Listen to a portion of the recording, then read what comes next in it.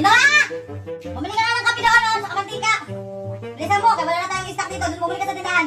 Lo, ano ba to si mama? Knockdown nga ngayon eh. Bawal nga daw lumabas eh. Si kuya na.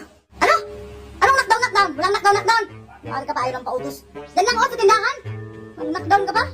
Pero sunod? Ano ba to si mama? Ako nga ako lagi ang iutusan eh. Ang mali. Kuya, hindi naman uutusan. Pabili nga ako, kape. O, dyan ka lang. Di mo ba nabasa? Layo-layo.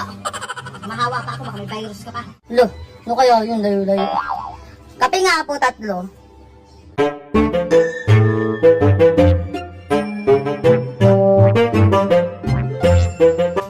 Saan nga po pansit canton? 5. Ay. Aray ko. Aray ko.